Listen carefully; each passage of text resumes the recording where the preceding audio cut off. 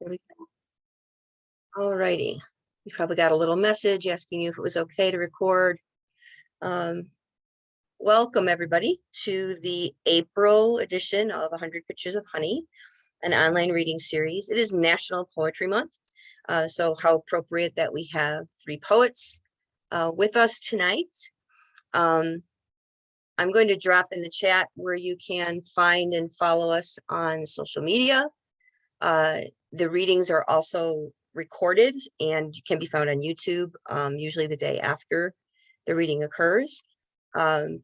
I do have really loved so far hosting the series. This is the 4th month and I'm enjoying being able to hear all these different voices and support people, mostly on independent presses who may not get the chances to read like some of the big poets do. The first 3 months have been a real joy. And it is part of that joy that I have decided that the writers or the readers who read for 100 Pictures of Honey do get a stipend because writers need to get paid for their labor and their time. So in an effort to support that endeavor, I do accept donations. Since it's National Poetry Month, I'm going to drop in the chat not only where you can donate, but also if you donate this month, I can send you a book as a thank you for your donation. So I'm just going to throw that in the chat really quickly, along with where to find us on social media. And then we're going to get started. So some of you may be here tonight at the invitation or expecting to see Fox Henry Fraser. She apologizes, but you know, nature and other circumstances have taken power out where she is for the last 3 days. And she just hasn't been able to find a space to make it work for her to be here this evening. So we are going to reschedule her for another month. And we're very, very, very lucky and happy that Kimberly Priest was available to step in at the last minute to be our 3rd reader. So we thank her. But in order to thank Fox for her valiant efforts in really trying to pull this off in the face of a lot of adversity, I just want to share a poem I love from her latest book, which is called The Raven King. It's a beautiful book from Yes Poetry. And in sharing her poem, hopefully encourage you to come back and hear her another time, and also kind of know that she's here in spirit with us. This is The Raven-haired seer crowns herself king. Slow baptism, scented balsam, breathe in. Fountain erupting from ground, fire falling from sky, meteoric howling. Unfasten yourself now. Obsidian washed, plume dazzled, dampen myrrhic balm of Gilead and anoint yourself. Embrochate each tress, consecrate your head. Close your lids, mirror cool, and feel yourself move sands. Upon what Persephonian shore, dark river reverent swirls, admits her sacred person.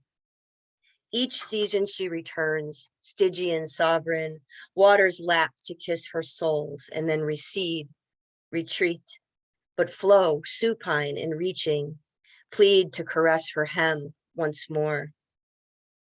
Navigate these violet rapids as Morian attends the death of kings, wingspan fearless above battlefield and dark-throated, sings each plume a holy tongue against the wind. Let the silken, satin certain bloodfall drench your silver curtain psyche as you pull it open fast and cup your palms, unsealing ravenous your core. Feed your unflinching reveling, revealing. Know this, you'll bleed, and always keen, but never again pour yourself into another's chalice. Beauty splashed against a callous, maladjusted ballast, rapacious millstone man who thinks his phallus is a scepter and you new ocean to explore. Feel tufted weight upon your skull, raven diadem, starred black pearls and hematite, each jet quill a baubled onyx blossom. Spangled peacock ore bejeweling spiked wrought iron like foliage undulating down from boughs of sacred sycamore. Tiara of jet diamond, terror and power, one with blood, set flowing lapidarian to adorn your sovereign body, which you shall be taken, shall be stolen, felled, or cloven, nevermore. That's Fox Henry Fraser. So hopefully you'll come back to hear her read from this book and some new poems that are mermaid eco poems, climate change poems that are kind of amazing. And we will let you know when we get her rescheduled. But for tonight, we are going to start with our 3 featured readers. The first, and I'm going to say this wrong because I forgot to check with you. The first of which is Marie, it's Gauthier. We're not nearly that fancy. We just Gauthier. Gauthier. Okay. I knew I was going to say it wrong and I was going to check with you before and I forgot. Marie may not remember this or even know this, but she was one of the first poets that I started to kind of follow online when I was first starting to submit poems for publication and looking for an online community, because I didn't really, with the exception of a couple of friends like Kristen Latour, who's here tonight, I didn't really have a local poetry community to kind of show me what the whole system was about. And I started to follow Marie online, and her chapbook, Hunger All Inside, was actually one of the first chapbooks I ever purchased, before I even really knew what, I was just learning what chapbooks were. And now years later, I'm so excited to kind of reconnect with her personally, and I'm so excited for her new collection, which is called Leave No Wake. And I know you're going to enjoy hearing her work tonight. So without further ado, Marie, it is all yours. Donna, I did remember that about you, but I wasn't sure if you remembered me. So that is so amazing. I miss the blogging days. And it is so deeply amazing and wonderful to me to see all these names here tonight. Yes, I have a new book, and it's my first full length, so it's really special to me. And it's been in the works for a very long time. A lot of it written after the death of my mother or during her illness. And then the years that follow, the changes and the growing of the family and the growing pains of grief and moving on. So I'm going to read some of the poems from that. I'll move around a lot, but I will stick with my time limit. So I'm going to read from the very first poem. It's from a headline in the Telegraph, Bombe de terre. So Gauthier, because I think I speak more French than my French Canadian husband does. Bombe de terre. Hand grenades dug up for potatoes in France. How often do we evade calamity? Most things can be mistaken for potatoes in dirt. Clean them up. Most things are still ordinary. The children color at their stations after the lockdown drill. Lights on, crisscross applesauce. They keep their hands to their own bodies. The marchers wave signs and chant in unison, arms locked, in lockstep, safe in numbers. The walk you take ends at a sunlit cafe where you drink chai, a glass of water, and walk home again, smelling of cardamom. Heedless geniuses of the place, we consult no one and live on, not even pretending to read the sign, striding off across new grass. And this is what kind of means a love poem to me. Conservationist. We've rambled deep into snowy pockets of the woods when his summons comes from a clearing. I step into the sun's bright grasp to where he stands by an old flagstone foundation, the corpse of someone's home, some unknown one, but he knows the story.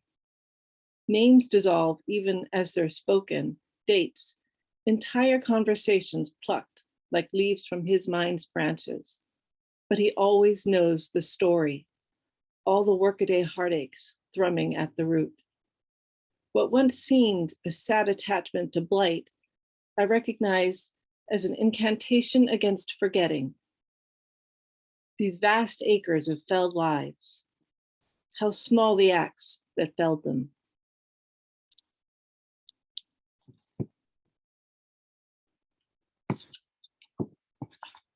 And this poem is a bit of a response to the Psalm 51, which says, have mercy on me, O God. Psalm 51, antiphon.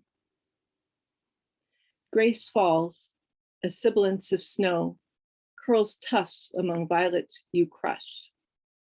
Grace ferns your cheekbones, pools in the pillowed hollows of your young son's neck. Grace in the fretted sting of a mosquito you swat, the smell of wood smoke and charred fish. Summer's green skies, the furred scat of coyotes, the small bones poking through its crust. Grace, the sharp thrust of air you pass through on your way is somewhere else.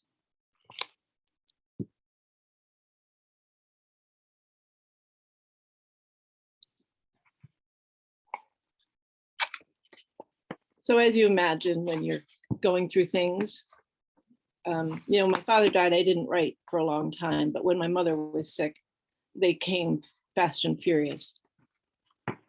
And this was written 6 weeks after she died. Motherless. A quiet, nothing like peace.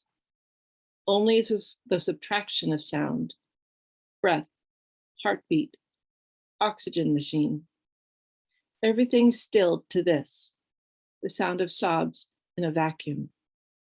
Her mouth yawns, an airless maw, tongue slumped to one side like a closed pink tulip. I lift her jaw and prop it with a pillow. Prop the pillow with her dough-warm hands.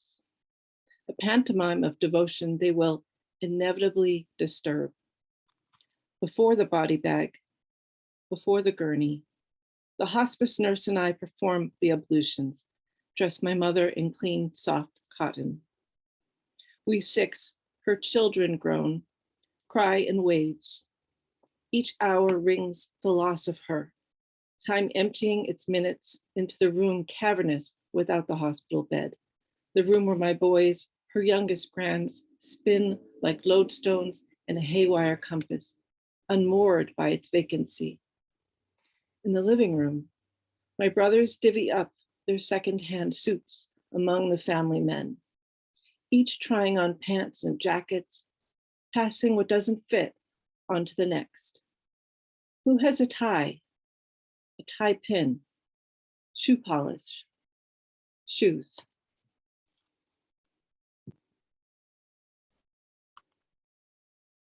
And now I'm at the age my mother was when my father died. And it's always interesting what you don't learn about aging, especially in that certain generation. The art of aging. About menopause, they are never wrong, the old matriarchs. They know the flush of heat as you burn from the inside out, how no amount of discarding clothes cools its fires. How colleagues peer over screens, ceramic mugs steaming in their hands, dispensing movie spoilers and cat videos, as if you weren't this minute dissolving like salt in warm vinegar, granular, gradual. How inestimably kind the iron-haired cashier seems with your bananas, or you're invisible to the tattooed young bagger, hands nail-bitten, thickly veined, tossing everything into your cart. She knows there's either murder in your heart or an endless berm and swale of vague wanderings in search of your last true thought. Who knows how blood boils and spatters rather than flows? Knows when the tide crests bloodthirsty. The crones keep mum.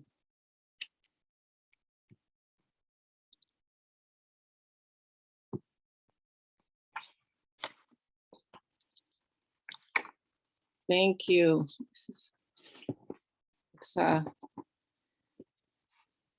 I'm jumping around a little bit because 15 minutes, I'm trying to give you a flavor of everything. And it was just 6 months after my mother died that I discovered I was pregnant at 40, which was most unexpected. Where you split, you bloom, which is after a line by Leah Purpura, which I might not be pronouncing correctly. Your stones, a new milk tooth among the weathered markers. How to make of your loss something less never, less always, less torn sutures and sawtooth incisions. Your appointments meant CBCs, ivy lines, the blue stars of radiation. Mine are heartbeats, sonograms, the contrapuntal pulses of the living. The phlebotomist's smooth ruby draw pains me beyond galaxies. The memory of your cigarette paper skin and elusive veins, how your face charred to ash with each needle's dig. I press gauze to the red pearl. The bell of my belly strains and shakes with each strike of the ringer inside.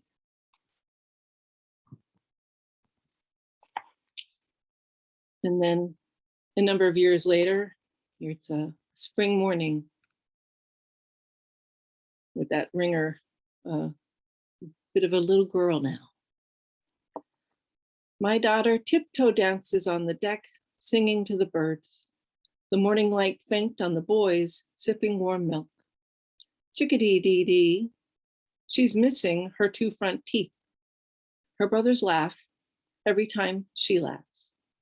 She loves making them laugh, which makes her and them laugh.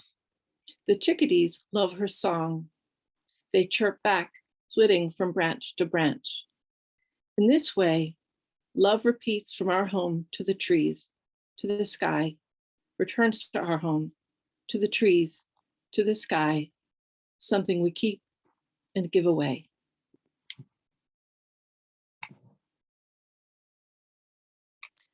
And this is the last poem in the book. Life after life. I held them for several minutes before the shapes made sense. Disembodied mouse tail, bark and red tissue, not tomato, but remains of a small rib cage. The cat's leftovers. The cat's now gone, calls the coyote from the night woods. The two become one and then none. Life's inevitable attrition. What rainbow bridge exists for mice and unmentionables, our late lamented felines, ourselves? The lore of second lives. Do we ever get anything right the first time? Night hunt, bike ride, serenade, kiss. The coyote stuttering 2 a.m. solo wakes me from a dream. Racing downhill on my huffy, smoky cats in the basket, my father's push telling me to fly. I love all my ghosts. Mistake each for more than an unnamed wish, some vestigial wing. Well, thank you.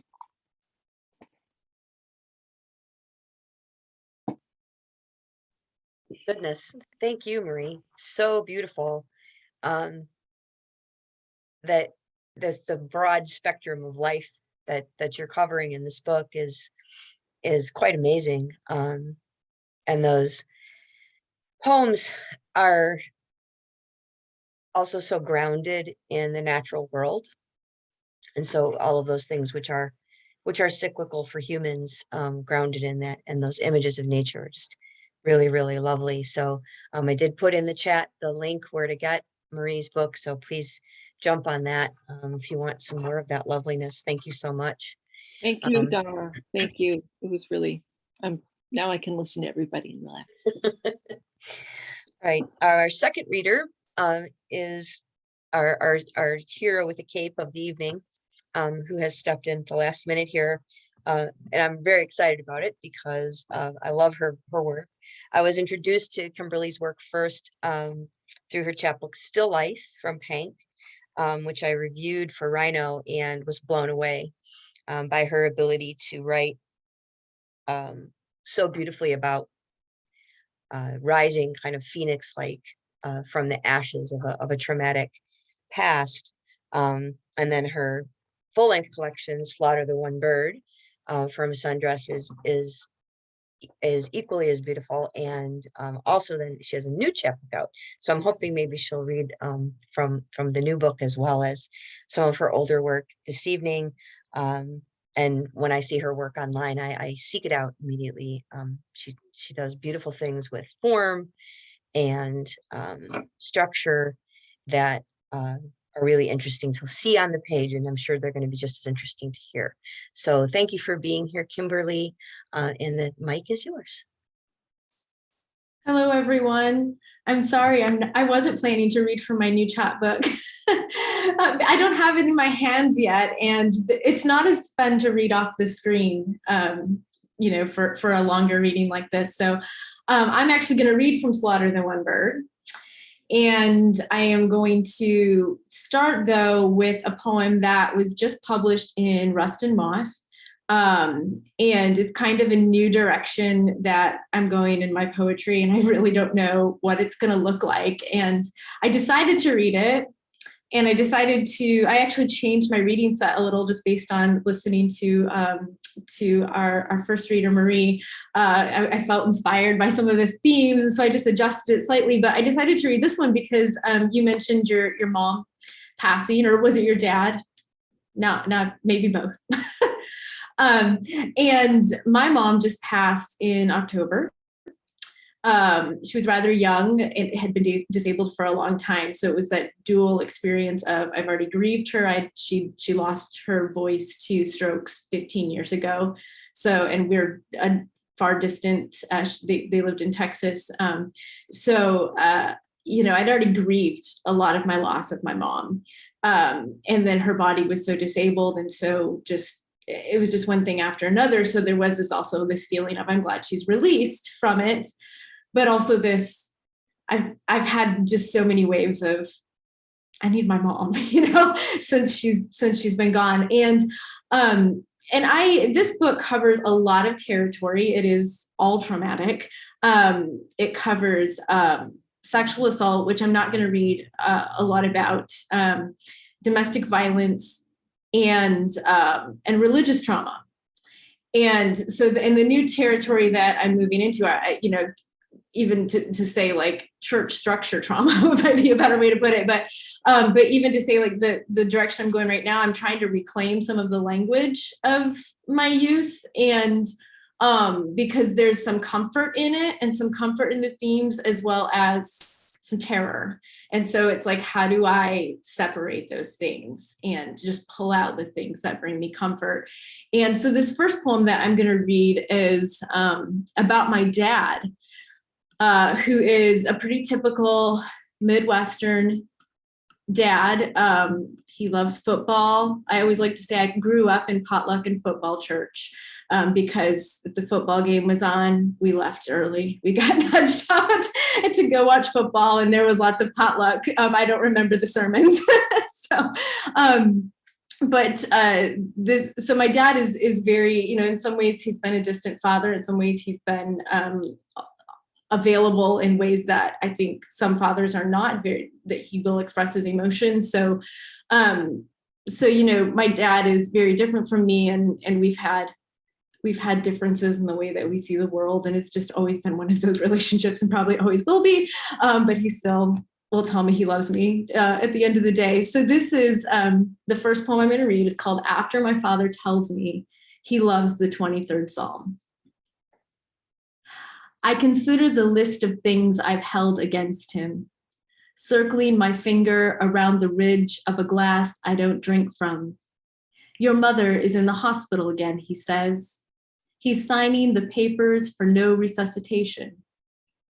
I listened to him cry over the phone about the woman who, for years, he complained never took his advice. And of course, I think of all the times he never took advice. The world is full of hypocrites, I know. I keep telling myself I have no religion, but really, I do. Mom, I say, will go home, as though it's the most beautiful gift he could give her, to let her. I want to shepherd him kindly, even if an afterlife proves to be an illusion, not also admitting I need to believe there's a place my mother will go. My father weeps softly over the phone, gently prodding offenses away, leading me in paths of righteousness. So I will start with that and then move into the trauma now. So the first poem I'm going to read is called Theodicy, also featuring my father. My father's not much in this book, but it sets up the story. I'm going to give you a little bit of the story because it will be hard to understand unless I do. This book covers almost my entire life. I was molested by a babysitter that my parents met in church. So it was a one-time experience. It wasn't ongoing, but that happened. The memory was repressed. All the memories came back in my 30s. I was in the midst of a domestic violence situation at the time.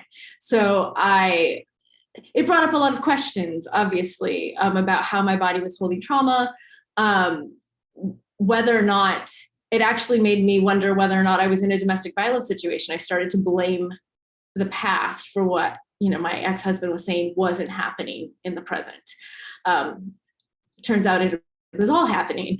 But that was all the stuff that I went through. And so, I ended up processing it after divorce and processed it rather quickly. And the way that the body holds all of that trauma is what this book is about, and how any sort of legalistic system demands that we hold it together, that we keep it together while we've got all of this, all of these traumatic feelings going on inside. So this book really is almost more about the problems of the systems that demand that we keep it together than it is about anything else. So I'm also very grateful that I'm not in those systems anymore. And I was able to write this book. So I'm going to start with Theodicy, and then I'm going to move along through the book and read a selection that speak to those themes. Theodicy. In the photograph, I am 4 years old, wearing my father's Navy cap, posing atop a mattress, blue and white striped coverlet, to match my white t-shirt and cobalt blue pants. I look every bit Popeye, blonde pigtails, fists at my waist. My father bends his arms, gangly as mine, to take the photograph. I wonder now if this is the bed, if this is the coverlet on which my legs were spread the width of a hand, on which the optical system of my eyes collected dimly lit contours of a man's face, the every other Sunday gaze of a pedophile, third seat, first row next to the pastor's wife, smiling like the broken swag of moon draped across my bedroom floor, passage to the closet, burrow, bed, one finger width crack between closet doors, my labia safely gathered in a hand, waiting to leave this space the morning after my mother finds underwear crumpled beneath a chest of drawers, and me in the closet remembering nothing. 30 years later, remembering something. This space, sheets bunched and threaded through our limbs, my husband's silent, smiling face, a door, safely gathered in his hand, one finger width crack of vagina, burrow, bed, third seat, first row of the moon, me, collecting the eyes of my father when he says he didn't know he had left me with a pedophile. The contours of my marriage spread the mere depth of a photograph.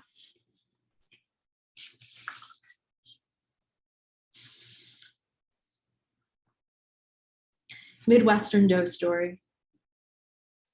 In the wood, the doe has collected paths, carcass damp, and kissed the still warm, broken cobs, nibbled tracks struggling forward, romancing the road where she, feasting, blames the slow skate of hooves on pavement, thin legs, late harvest and absence of green, her lack of youth, an early fetus, and steps into a cavern of light, her lungs tight with cold as she lunges toward the ditch opposite, but live kick of tires on ice, sharp pang, stunning, cinematic, bright, the shock of it all skidding toward an outtake, fucked up windshield and running board steam, the driver hobbling, looking for his optics and bounding from his seat, thankful it is only the animal dying. Maybe some pieces could be salvaged for meat. I've often had people remark on the practicality and of that poem. The deer is just also it's dead, it's horrible, right? It's this traumatic experience, but hey, we've got some meat here that we could take home. I'm from Michigan, so that is a common reaction when there is a collision like that, but it's also really just metaphorically kind of weighty. All right, next poem. Everything left open. The ball joint of a shower head retched into place, wished of water sputtering its cup, so easy to tease into exertion. Outside the window, bats in the alleyway, and underneath the eaves rejoin this world. My husband's silent sweat at 1 a.m., pine, nicotine, gasoline, toothpaste. My bare chest pressed against the plastic, brightening with scum, his cum draining out of me like fire ants into a porthole where their red bellies will smooth out a labyrinth of veins. Pant of buzzards circling a doe's pronged cavern, carved open by running board and wheel, old his camshafts humming, black smudges on a marker board that no one can erase. The dozen or more times I told him this was not the way into a woman's body, but he couldn't hear me over his mother's voice begging a newspaper man on the phone to please never print the story about alcohol, minors, and his car. He was 17. I was casualty waiting to happen. Just a little less obvious than the apartment house behind us. A man stumbling up the stairway drops a bottle between steps. A woman locks the door. He kneels among the flower pots, searching for a key. The mirror in our bathroom discloses everything left open. I search for a towel, make sure my husband is asleep.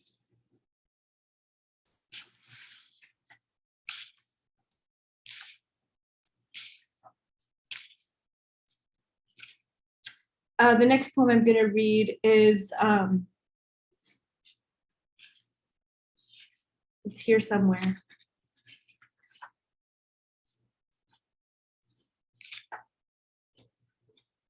think I skipped it. There we are. It's called The Study of Woman with Peacocks on Her Panel of the Garden of Earthly Delights. That's a painting by Harmonious Bosch.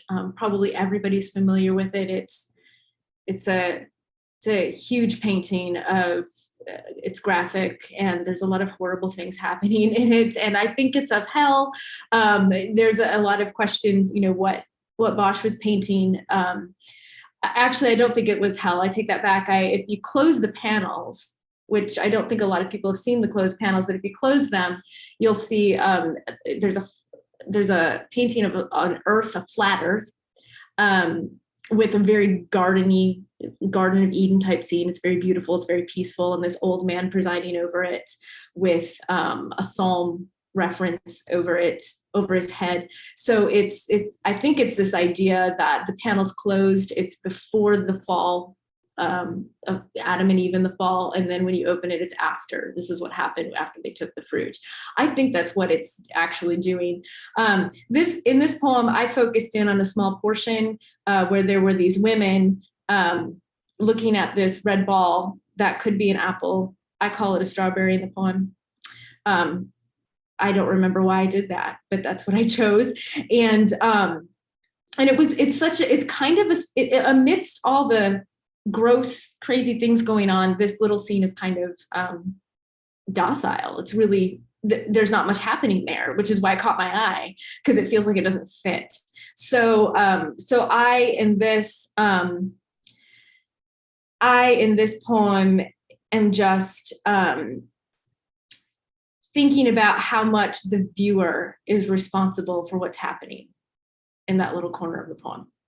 Okay, and so it's and we're thinking about things like sexual assault, domestic violence. So much is dependent on the viewer of the woman's body in that situation. So that's what this poem is referring to. So a study of woman with peacocks on her panel of the Garden of Earthly Delights. Naked figures seek pleasure in various ways, says the Wikipedia inscription, but does not mention that the figures are all women, or that various assumes the presence of bright birds and fruit, does not consider assumptions surrounding seduction, does not name the type of fruit, strawberries, dancing above the heads of the pale, ample-bottomed women, or the dark woman holding a round red berry up for inspection in his charcoal hand, does not assume that the viewer is so easily a sinner, readily seduced, or that this naked trinity is just as much infancy as mature sexuality, and as I see it, Bosch, presiding over delight, is uncomfortable with both.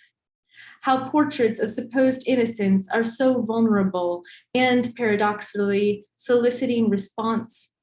Does not realize how much I love fruit, or that here in Michigan, the gardens make summer a paradise, and my children and I have walked rows of various produce, filling our buckets and feasting, that everything is fleshed, that flesh is not deadly, and I, being woman, bursting with color and flight, am enjoying my paradise in no particularly woman-like way, spinning the syllables of my body against a fertile landscape, and burying my knuckles deep into the painter's ample, erucient lips.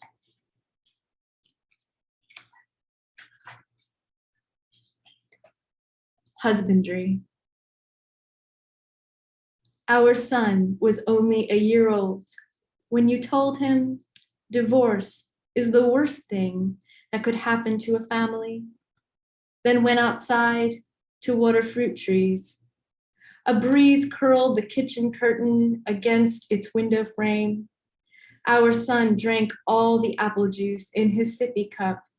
I prayed, Lord, Lord, give me a sign, and watched you through the window, sunlight playing with your shirt, my belly ripe against the countertop, our daughter kicking inside. Holy ground. It is not the thought of a man I question, but the smell of him, the sight of him, the feel of his thumb caressing the back of my neck, because it is all seems too honest, far too much I am that I am, a phrase slithering around my bones, matriarching my creases and folds, mocking me for craving its audacity, wanting to put it in my mouth and savor its juice, to speak it back, pointing at the rod of a man's power, to command, throw it down, and watch the rod lasso up into a spineless noose.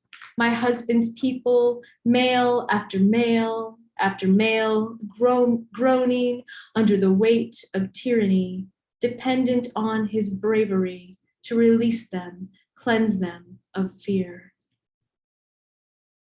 How am I doing on time? Maybe one more. One more, okay. So I am going to, let's see, final poem. I will read Practice, which is my favorite poem in the book. and it won a prize, so that's always fun. So here we go, last one. Practice. Autumn. Leaves drip and turn over, round like the goblet of a thigh torn from its animal. Daylight folds into creases, a jumbled marathon of birds strung loosely along telephone wires, and my hair canvassing light pained against the bed's worn coverlet. By dusk, I will have imagined that dirt roads are highways, and the cold steel beams of our trailer are thick layers of shadow from oaks pressed into aluminum, beating out the doormats caked with mud, rifle fire in the distance. The first signs of winter, your boots, dragging the teeth of rotten corn across this barren field. If I let you nuzzle me, will you leave the children alone? Your hands shake. Bullets clip trees. I hear them through these thin paper panels that tremble with your knuckle prints. Each near miss, my cheekbones flush as a newly skinned hide. Target panic is a condition caused by trying too hard to hit your mark. It can only be cured by a closer range. Once you met a doe on the path near our home. You said she didn't move. She wanted you to touch her. Thank you. Thank you so much. I think Jody put in the chat, I think, a great description of how powerful and visceral your poems are, and yet there's this beauty, this threads of beauty and language that balance out even the darkest content. So thank you so much. We have one more reader tonight, and that last reader is Jessica Cuello. I'm going to put her bio and her links in the chat. Jessica's poems are intelligent and real and pensive and accomplished, much like Jessica herself as a person. I've known Jessica for a while online, and I'm so glad we finally got a chance to meet in real life last month for breakfast at AWP. I love all of her work, including her brilliant current book, which is called Liar. And she has a new book also forthcoming that I'm hoping maybe she'll read a poem or two from tonight, but I won't be disappointed if she doesn't. I can't wait for you to hear our last feature, and that's Jessica Cuello. All yours. Thank you so much for having me, Donna, and for creating this series. It's a great opportunity. Thank you. And Kimberly and Marie, it was so wonderful to read with you tonight and to hear your work. And also everyone out there, I see a lot of faces. I know the names, but it's nice to see you here. And I am going to start, and mostly I'm going to read from Liar that Donna held. This is my new book it came out in October.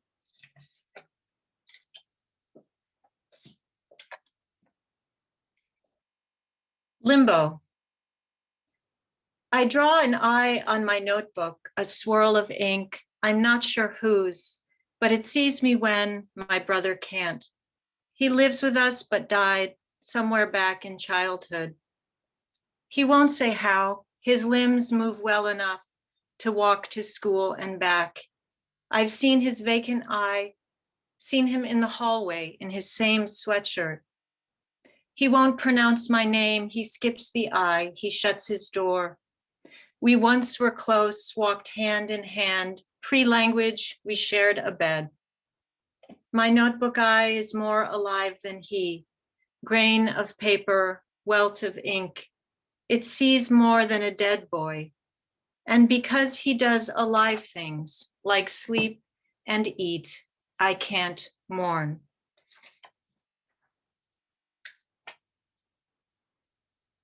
High school illiterate. How did I get this far? Like a secret passed along. My God, my teacher, why desert me?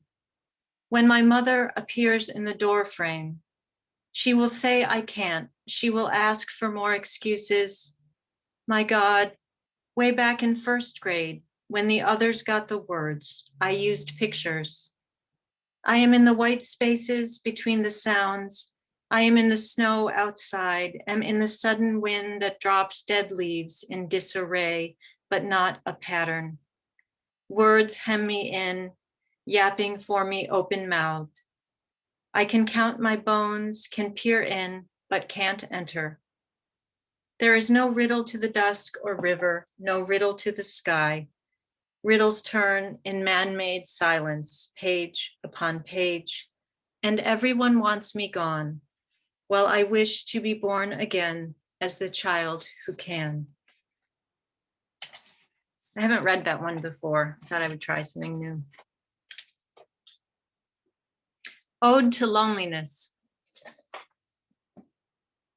You're a room with no doors, the innermost white ash of the fire, a wool coat with X's sewn on the inside.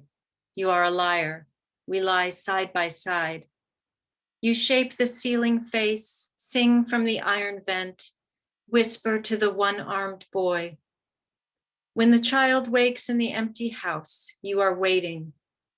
They say you live in fields of snow, but you hate starkness. I breathe your cold skin. You are a gravestone face, a nursery rhyme in the body, the old man who played knick-knack on my thumb. When the nurse's tender fingers touch your neck, you cry. Your nerves are pale strikes of lightning across the silent lake. We touch with just eyes. You read to rid yourself of invisibility, and at night become a lone toll booth worker, hunched with fluorescent desire.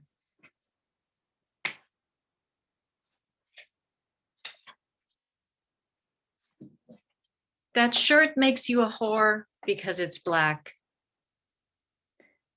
I paid for the whore shirt with my own money, bought it at the mall. It was buttoned down and satin to the touch.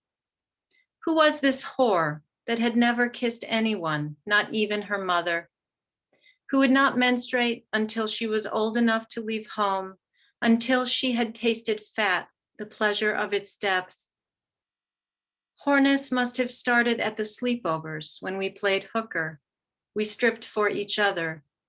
No, whoreness started younger, at 3, at 2, at birth, in the womb, whoring with balled fists and floating in the whore sea. When the 11-year-olds played streetwalker, I was the best. What did the best mean? It meant no smile. It was shame in girl form, which was shame's first form. It meant relinquish the body. It meant do not eat in front of others. Do not pee in public bathrooms, not even school. It was the body in plain sight, but hidden, the girl's small cocked hip in the room of girls.